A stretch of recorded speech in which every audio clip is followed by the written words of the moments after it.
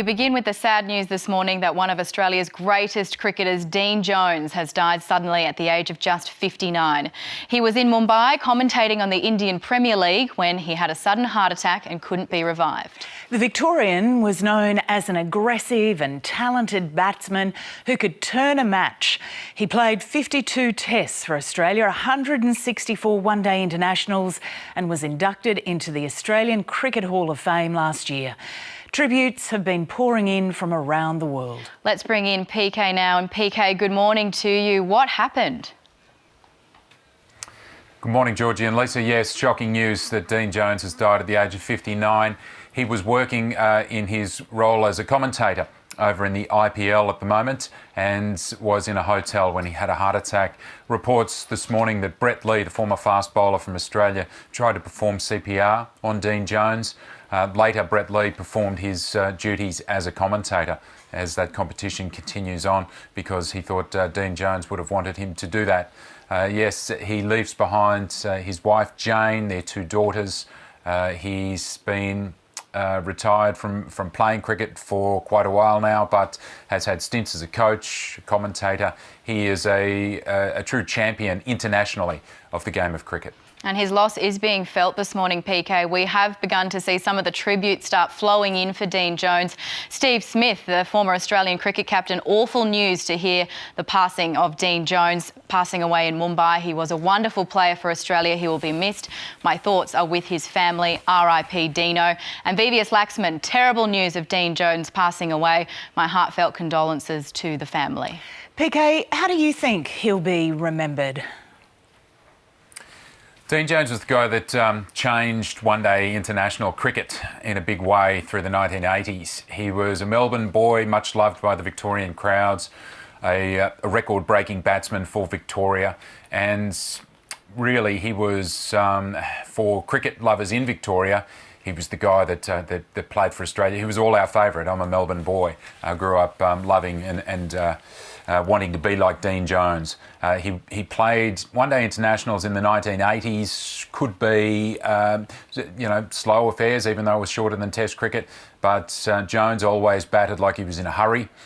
He didn't have a problem charging the fast bowlers at different times. He was aggressive as a batsman. He didn't wait for the bowlers to try to intimidate him. One of my favourite memories was when I was 9 years old at the MCG. It was the first match they played, first one-day international under lights at the MCG, a big carnival atmosphere, and against England in February, and Dean Jones and Robbie Kerr put on a big total, chasing down the runs from England, and he made 70 odd not out or something like that, and just the place was there to celebrate this batsman. His running between the wickets was phenomenal. He was fast. He was, as I said, he changed the game in a lot of ways. He made a double century against India in the Tide Test in 1986, famously being taken to hospital straight after that. He was part of the World Cup winning team in 1987 when Alan Border's men won it against the odds.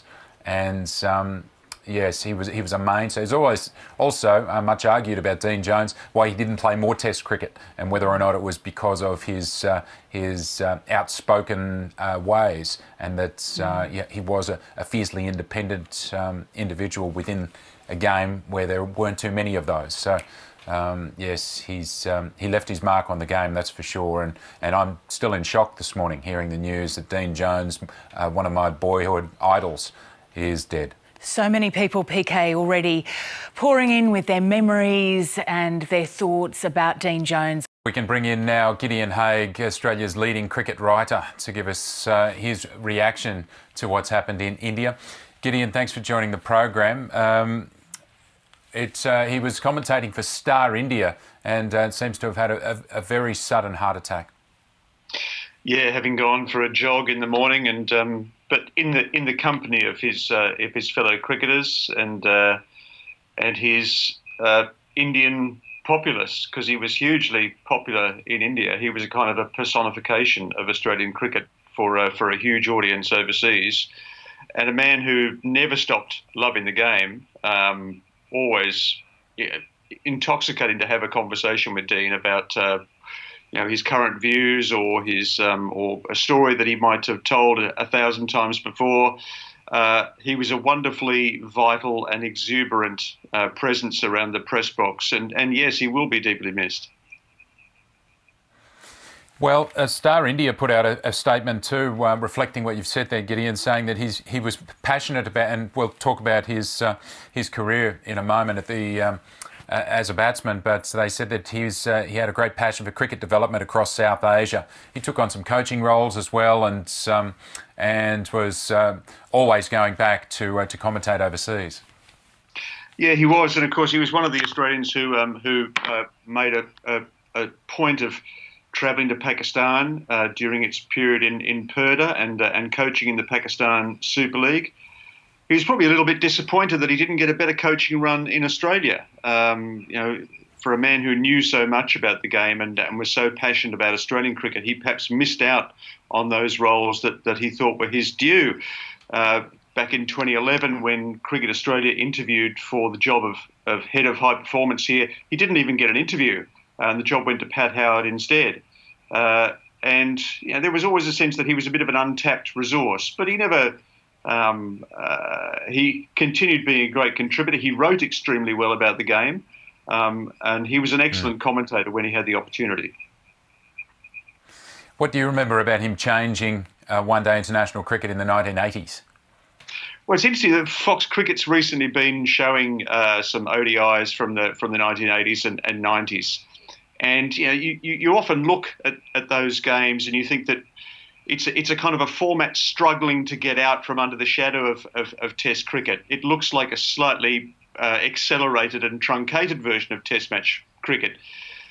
I think when Australians watched Dean Jones play in the 1980s and 90s, it was the first time they became aware that they were actually watching a format that was completely different, that had its own rules, its own techniques, its own energy.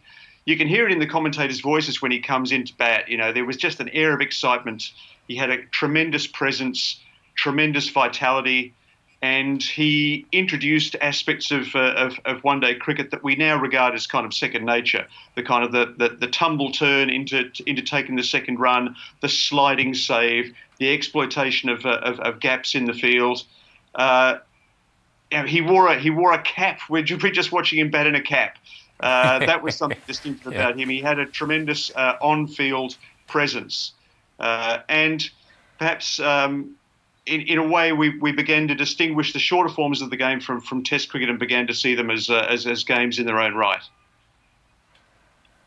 And Test cricket, he made his double century. He made 11 centuries. In fact, had a fine career, 52 Tests. And part of the whole thing around Dean Jones was Victorians thought he was robbed because he should have played more Test cricket. But what have you made of that? Jones thought it's thought that he didn't bow to administrators.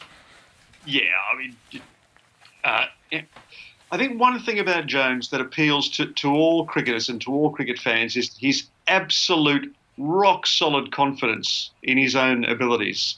He never ducked a challenge, never missed out on a fight. A lot of people remember that famous night where he told Curtly Ambrose that he'd have to take his wristbands off because they were distracting him, and thereby kind of inciting Ambrose to another 10 kilometres worth of pace and a match-winning performance. But he had that kind of nerve, that kind of chutzpah, and I think this was a period in Australian cricket that was perhaps just pre-Shane Warne was crying out for an injection of style and dash, and that's what Jones brought to it. Well, we loved watching him play. It's very sad news this morning, Gideon, and Curtly Ambrose has sent out a tweet as well. There was certainly mutual respect there for his competitiveness. Appreciate your insights as always, mate. Cheers, Paul.